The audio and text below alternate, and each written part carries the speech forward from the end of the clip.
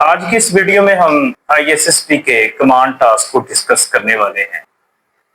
इंसान हमेशा नाकामियों से सीखता है और नाकामियां ही बताती हैं कि कौन सी कमियां हैं इंसान में जो पूरी करनी है।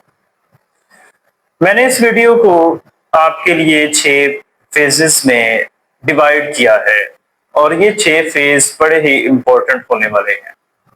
एक तो आपके साथ आईएसएसबी में कमांड टास्क का जो एक्सपीरियंस है हमारा वो शेयर हो जाएगा। नंबर 2, आपके वो पॉइंट्स, वो नाकामियां जो हैं जो मेरे अंदर थी जिसकी वजह से मुझे नॉट रिकमेंडेशन का सामना करना पड़ा, वो क्लियर हो जाएंगी। आप बने रहें हमारे साथ इस वीडियो में। मैं ये 6 फेज आपको बड़े ही बेहतरीन तरीके से समझा दूंगा। तो बिना टाइम वेस्ट किए चलते हैं वीडियो की जानब। अस्सलाम वालेकुम ऑल कैंडिडेट्स, मेरा नाम है तैयब हसन।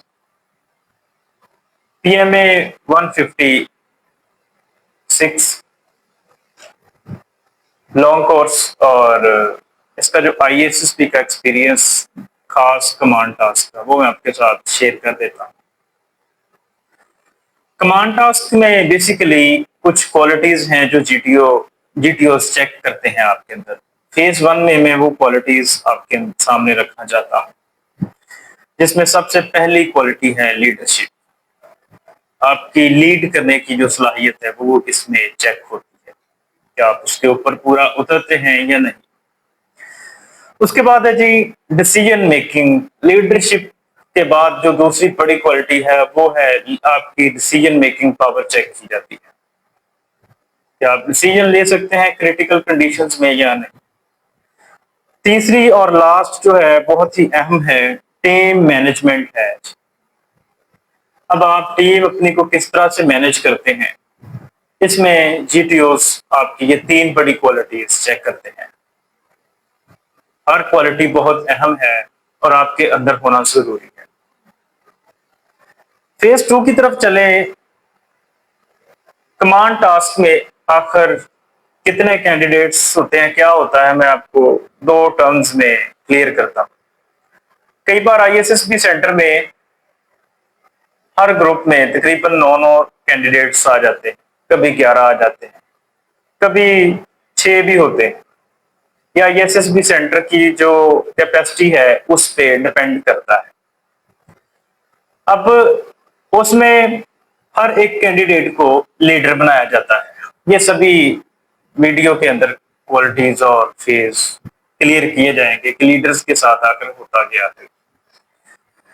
उसके बाद जनाब जो फेज 3 है उसमें आपको कुछ मसले मसाइल दिए जा सकते हैं। जैसे कि पहला मसला जो है, शायद आपको एक जख्मी साथी को महफूज जगह पर ले जाने का टास्क दे दिया जाए।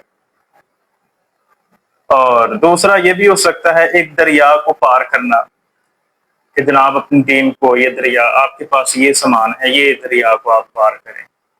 कंडीशंस मसले देने हैं ना, आपको किसी भी तरह की दी जा सकती।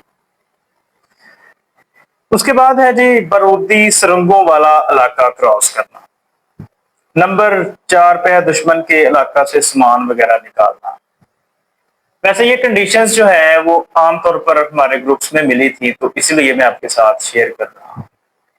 वैसे वरना ज्यादातर जो कमांड टास्क है वो बैम्बू स्टिक होती हैं और ड्रम होता है, थोड़ा बहुत सामान होता है, रोप होती है और कुछ चीजें होती हैं आपको बताई जाती है इंस्ट्रक्शंस में कि ये आउट ऑफ बाउंड है और ये इन बाउंड है। जो आउट ऑफ बाउंड होती हैं उनको आप टच नहीं कर सकते कमांड टास्क के दौरान, और जो इन बाउंड होती हैं उनको आप टच कर सकते हैं।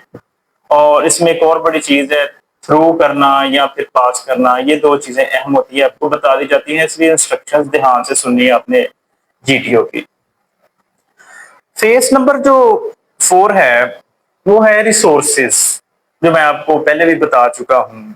प्लैंक्स होता है, लकड़ी के फट्टे होते हैं, रोप्स होती हैं, रस्सी होती है, मोटा सारा रस्सा होता है जनाब आपको जो दिया जाता है, और कुछ सपोर्टिंग मटेरियल जैसे ड्रम वगैरह आपको दे दिया जाता है, और वो काफी वजनी मटेरियल होता है जो आपको दिया जाता है।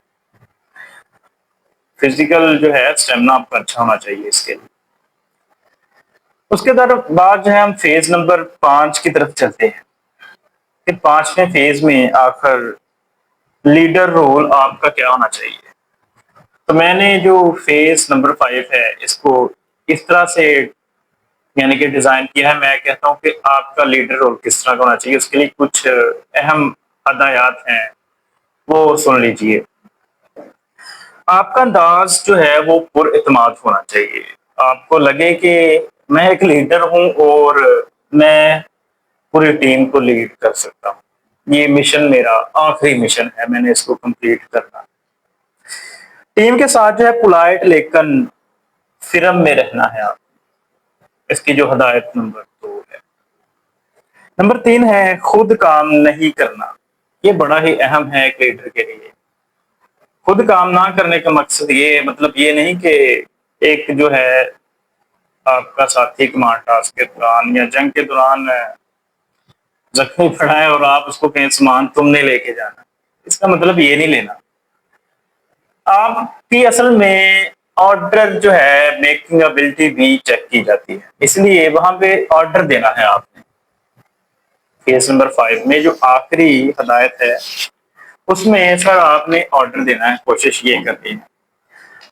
तो फेज नंबर जो 6 है, आखिर जीटीओ आप में कौन सी चीजें देख रहे हैं। मैं फेज नंबर 6 में बहुत ही अहम चीजें आप में रख रहा हूं, वीडियो में रख रहा हूं आपके लिए। प्लानिंग एबिलिटी होती है इसमें, ऑर्डर मैनेजमेंट होती है, बहुत ही अहम है। टोन होती है आपकी, चेक की जाती है किस तरह की है। दबके ना मारिएगा अपने सोल्जर्स को, आपने पोलाइट रहना है अपने सोल्जर्स के साथ। प्रेशर चेक किया जाता है कि आपके सोल्जर्स हैं, टीम्स हैं, टीम वर्किंग है, तो उसमें कहीं प्रेशराइज तो नहीं हो रहे। क्योंकि दो तरह का प्रेशर मिलता है, एक तो जंगी हालात का दुश्मन का प्रेशर होता है और दूसरा आपको टीम को भी मैनेज करना होता है। तो ये चीज खास मैनेज करनी है आपने। रिस्पॉन्सिबिलिटी है जी, उसके बाद है कोऑपरेशन है। टीम के कुछ मेंबर्स अपना प्लान रखना चाहते हैं सामने, लेकिन आप कह रहे हैं मैं सही हूं, ऐसा बिल्कुल नहीं होना चाहिए। तो ये बड़ी अहम चीजें जो है मैं आपके सामने रख रहा हूँ।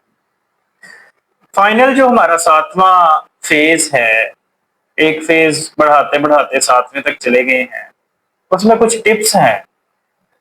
और वो टिप्स जो है मैं वो भी आपको बताना चाहता हूँ कि आप किस तरह से मैनेजमेंट कर सकते हैं अपने इस कमांड टास्क को, किस तरह से अच्छे तरीके से परफॉर्म कर सकते हैं। आपने क्लियर एंड शॉर्ट जो है वो इंस्ट्रक्शंस देनी है, क्योंकि इसमें ये भी मामला खास है। पोलाइटली रहना है आपने, और जी टाइम मैनेजमेंट बहुत ही अहम है। प्रैक्टिकल एग्जांपल्स होनी चाहिए, ये ना हो बातें कुछ हो, फिल्मी सीन बना हो वहां पे, इस तरह का कुछ नहीं होना चाहिए, प्रैक्टिकल ही होना चाहिए। कंफ्यूजन जो है उसको मैनेज करना है, कंफ्यूज नहीं होना, ठीक है जी।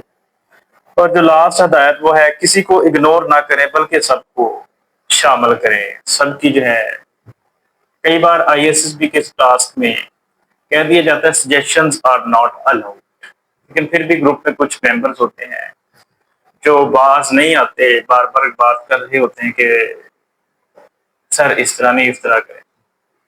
तो वहां पे आप थोड़ा सा टोक सकते हैं कि सजेशंस आर नॉट अलाउड। या उर्दू में कमांड टास्क में दोनों लैंग्वेज इस्तेमाल हो सकती है, जरूरी नहीं है आप इंग्लिश ही करें। इंग्लिश जरा प्रोफेशनल होती है आर्मी की, तो इसलिए थोड़ा सा एज मिलता है। तो कोशिश करें कि जो लैंग्वेज आपको बेहतर लगे उसमें आप कमांड टास्क को परफॉर्म करें, पोलाइटली रहें सबके साथ। तो ये चीजें हैं जो कमांड टास्क में बहुत ही अहम है, जो फेजेस के लिहाज से आपको वन बाय वन मैंने समझा दी है। मुझे उम्मीद है कि आपको ये चीजें समझ आई भी होगी। इसके साथ ही हमारी जो एक्सपीरियंस है वो भी आपके साथ शेयर हुआ कि अब वहां पे एक छोटी सी कंडीशन जो है आपको बताता हूँ। मुझे ना जब कमांड टास्क मिला तो मैं बहुत ही डबल माइंडेड था कि मैं इंग्लिश में बात करूं, उर्दू में बात करूं। कोई इंग्लिश जो है वो प्रोफेशनल तो नहीं है, हमारी मतलब मादरी जुबान तो नहीं है, लेकिन थोड़ा सा मैं कंफ्यूज था कि इंग्लिश माहौल डेवलप किस तरह से करूं। मेरा इंग्लिश बोल सकता हूं मैं, लेकिन इंग्लिश माहौल डेवलप करने के लिए बहुत ही हिम्मत चाहिए। तो कॉन्फिडेंस लेवल जो था वो नहीं था तब जब हम आईएसएस में थे। तो फिर ना मैंने सर जीटीओ से कहा कि सर मैं उर्दू में कर सकता हूँ, तो वो कमांडर के लिए एक बहुत ही नमोशिक वाला familiar सीन बन जाता है। इसीलिए फिर मेरा जो कमांड टास्क था, एक तो मैं टारगेट पूरा ना कर सका। वो कमांड टास्क इस तरह से डिजाइंड होते हैं कि बहुत ही मुश्किल से पूरे होते हैं। 90% वो पूरे नहीं होते, 10% होते हैं जो कर भी लेते हैं कमांड टास्क कंप्लीट। इसीलिए आपने इन चीजों पे खास तवज्जो देकर जानी है ताकि आपका कमांड टास्क अच्छा हो जाए। अल्लाह करे वो हर स्टूडेंट कामयाब हो, दुआ है सबके लिए। लेकिन जो हमारे साथ हुआ अच्छा नहीं हुआ, आपके साथ ऐसा ना हो। अल्लाह पाक आपको कामयाब करे, दुआओं में याद रखिएगा। और अगर आप चैनल पर न्यू हैं तो सब्सक्राइब करिएगा ताकि आने वाले फ्यूचर में हम आईएसएसपी की और टिप्स एंड ट्रिक्स आपके साथ शेयर कर सकें। तो इंशाल्लाह मिलेंगे नेक्स्ट वीडियो में। खुदा हाफिज, फी मानुल्लाह, अल्लाह हाफिज।